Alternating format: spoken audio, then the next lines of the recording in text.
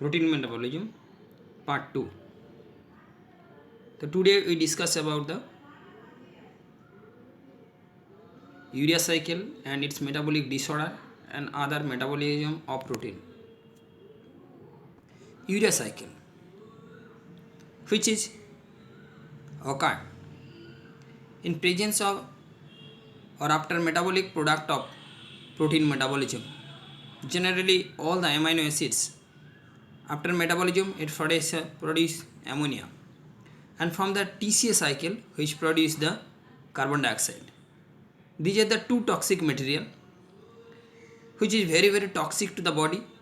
That's why body always it will be removed, and that two material will be removed by the one procedure, by the formation of urea through urea cycle, that was discovered by the Henseleit. That's why it is another name is the Henseleit cycle also, and he got the Nobel Prize also. The urea cycle, how it is formed? So generally the ammonia is coming from the after transamination or deamination of protein, and carbon dioxide from TCA cycle. This ammonia and carbon dioxide and H2 and ATP, they produce carbamyl phosphate. Then carbamyl phosphate goes to the mitochondria, and this other part it is occurring the two part, only the mitochondrial part, another is the cytosolic part, and whole the process occur in the liver. And this urea, after the urea cycle is over, the ultimate product will be the urea, which is excreted through urine, and every day urea will be excreted. So these are the cycles. First carbamyl phosphate, first stage is the carbamyl group transfer. Carbamyl phosphate, which is coming from the in combination with the ammonia and carbon dioxide in presence of ornithine, which is present inner mitochondrial membrane, to ornithine carboxylase, which produce citrulline, and citrulline is produced citrulline in presence of aspartate, they produce arginosuccinate. Second step, and by the condensation, this arginosuccinate after cleavage they produce fumarate. This fumarate goes to the TCA cycle, they produce the arginine, and arginine after hydrolysis they produce urea one molecule which is excreted through urine, and again with the ornithine. The next ornithine which is used for the next urea cycle. This is the cycle rotatively and daily it will be occurred. This ornithine which is already present, ornithine which just like amino acid structure but it is not a amino acid, or sometimes ornithine cycle also. This ornithine is converted again to urea cycle. So there is a four stage. One is the carbamyl phosphate transfer and citrulline aspartate, arginosuccinate cleavage, and hydrolysis of urea arginine. There is a clinical significance. The normal blood urea, this is very important in case of kidney patient or renal failure patient. That is normal 15 to 40 mg/, and normal urine urea around 15 to 30 grams per day. An increased blood urea level generally in the pre-renal causes high protein diet, increased protein metabolism or starvation, and gastrointestinal hemorrhage.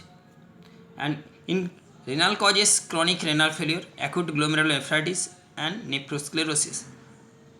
Prostrenal causes renal stone, prostate enlargement, malignant stricture, and decreased blood urea level due to low protein diet or liver disease or water retention.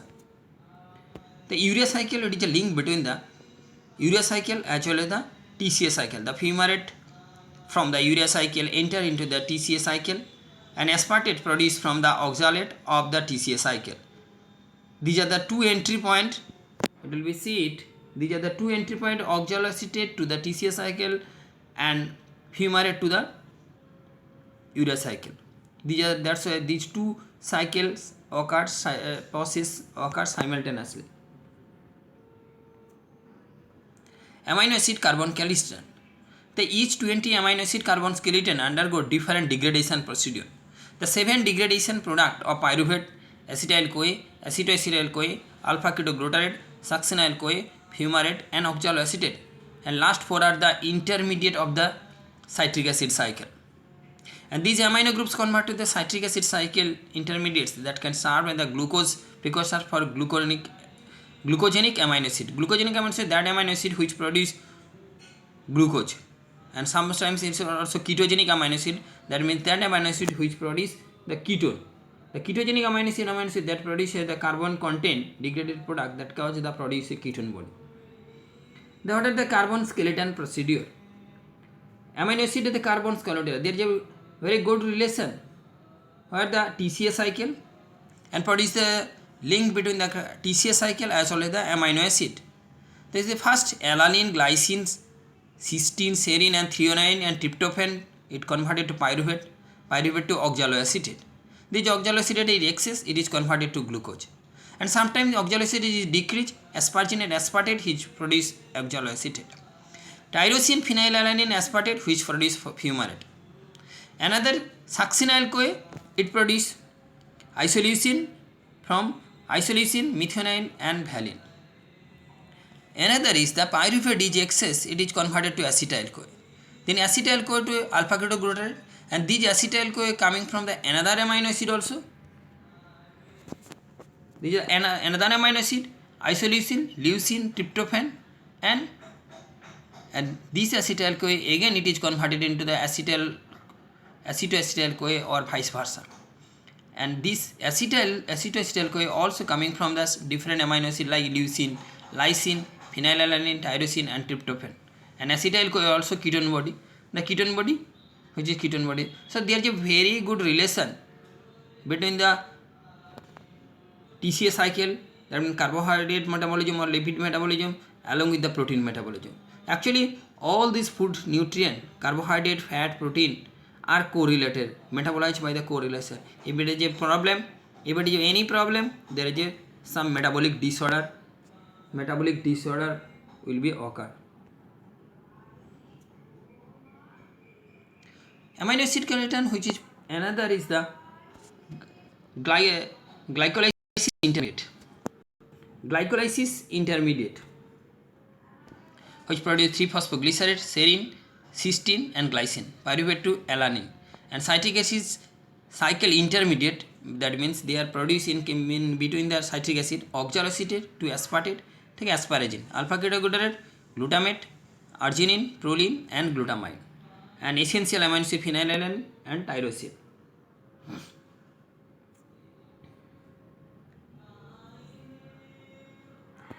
Essential and non-essential amino acid. As per essentiality, we are classified into two groups, because some amino acid which is essential and some is non-essential. But actually all these amino acids are essential in our body, but based on the source or supply, those amino acids which are synthesized in the body, which is called non-essential amino acid, and those amino acids which are not synthesized in the body, that is called the essential amino acid. There is a 10 essential amino acid, we remember it by the short form vital T LY MPH, and these are automatically classified into the amino acid and nutritionally essential. So that's why they are these essential and non-essential amino acid. Hemoglobin catabolism, because these succinyl-CoA to hemoglobin will produce, it will be discussed in the later class. In the hemoglobin catabolism, the degradation of hemoglobin protein part of the it converted to amino acid, and that amino acid pool, and ultimately this it production of bile or bilirubin or biliverdin or stercobilin. There is an interrelationship pathway or metabolic pathway. So his seat picture very carefully, you can see and easily understand both the D form and the B form. The in case of fasting, ingestion, the carbohydrate content break down dietary source and the glucose, ultimately all these stored in the storage of fat. That means dietary fat, fatty acid and stored as a wholly fat. Dietary protein, amino acid, nitrogen are lost. And in case of fasting or no food ingestion, at that condition, glycogen is in the liver and the small cell, it will be formation of the glucose and brain energy. We supply the brain energy because our brain is only work with the supply of the glucose or depend on the carbohydrate. That's why in case of brain can be work functioning in the presence of glucose. So that's why glucose is very important in our brain. If you not supply, there is a problem, there is a confusion, mental retardation, or sometimes it will be headache. And body fats, fatty acid and energy will be produced. Starvation, continue fasting beyond the glycogen lipidation. Body protein, amino acid, glucose and brain energy will be produced. Fatty acid, protein. So there is a link between the carbohydrate, fat, protein, how it will be converted and interchange in the situation that is called the homeostatic mechanism. In this is the only system in the living system in can compensate in any condition or any situation to handle any substance and can convert it to any substances for the utilization of the body or for the requirement of the body. So this metabolic part is very important for all the students. It is know it is better help for the any metabolic disorder and metabolism problem. So there is another metabolic relation, the dietary lipid to glycerol, ultimately, or dietary carbohydrate, glucose, ultimately glycolysis, pyruvate, acetyl-CoA, or fatty acid, lipogenesis, beta oxidation. Acetyl-CoA goes into the TCA cycle. Another is the dietary protein, which is amino acid is the tissue protein, nitrogenous compound, non-essential compound, transamination, deamination, ammonia will be formed. This ammonia goes to the urea cycle, and this another part which is keto acid to acetoacetyl-CoA, again it is acetyl-CoA. If it is energy is required, then acetyl-CoA, and after keto acid, which is directly into the oxaloacetate, or oxaloacetate is excess, then it is aspartate, then goes to the another ammonia ion or aspartate and urea cycle. So all these picture, all these chart given you all the correlation between the lipid, fat or fat, carbohydrate and protein, they are correlate with the each others and compensate with each others.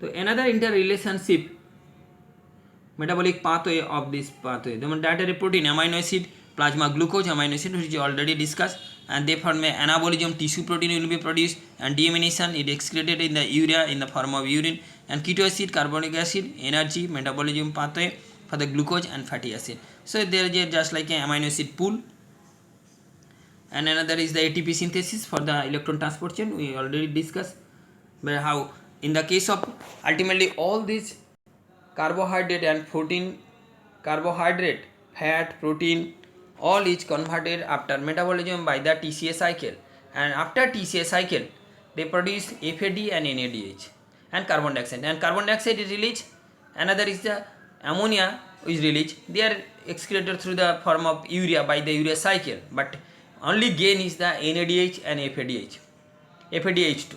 These two components which is ultimate get from the metabolism of all the diets. So these two compounds then again goes to the electron transport chain, and finally the oxidative phosphorylation, which is converted into ATP. One NADH produce 3 ATP and FADH2 produce 2 ATP. Though it is wrong, but in a recent study, one NADH which produce 2.5 ATP and one FADH produce 1.5 ATP. But this is a different topics. It is basically required for the B.Pharm students in the chapter of biological oxidation, but in case of D.Pharm students only you know it how the NADPH and FADH2 produce energy or ATP. But in case of B.Pharm they must be know it how it will be how the biological oxidation and how the ATP will be formed or how it will be generated by the electron transport chain or oxidative phosphorylation. We discuss in the next chapter.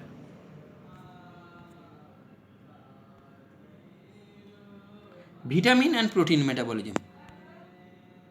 Actually, vitamin which are essential for the prevention of the disease, but another important function of this vitamin is it acts as a coenzymes. Basically, the B complex group of vitamin, thiamine, riboflavin, pyridoxine, and B12 cyanocobalamin. So in this case, 20 amino acid they ferment 20 keto acid. This is the presence of transamination, first step of reaction by the PLP, pyridoxal pyrophosphate, and this again it is glutamine to aspartate. They are also a PLP which is required for this. So vitamin, and in case of NAD is also required. Another ATP 20 keto acid which is converted to PLP, biotin, vitamin B12 in the citric acid cycle, TPP, thiamine pyrophosphate, pyridoxal pyrophosphate, NAD, FAD, flavin adenine dinucleotide, and flavin, it is a non-citric acid cycle also. So we can see it. So many vitamin, basically the B complex or water soluble vitamin for the metabolism of the 20 amino acid. So proper metabolism of protein can be done with the help of vitamins. So that's why the daily requirement of vitamin is very essential, not only for the disease prevention but also it is for the help for the metabolism. So vitamin is needed for the proper metabolism of protein as well as the carbohydrate, fat, protein also.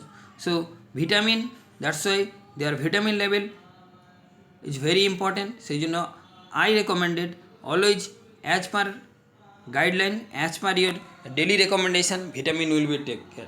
Otherwise it will be your metabolism will be hampered.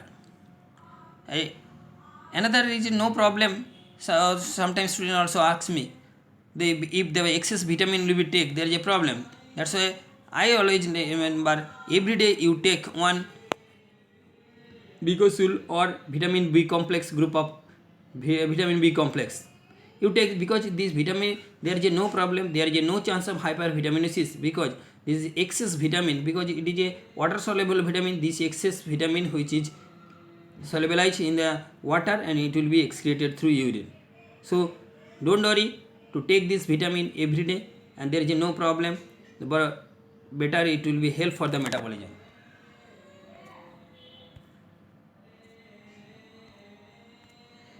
So this is the metabolism part, metabolism of protein.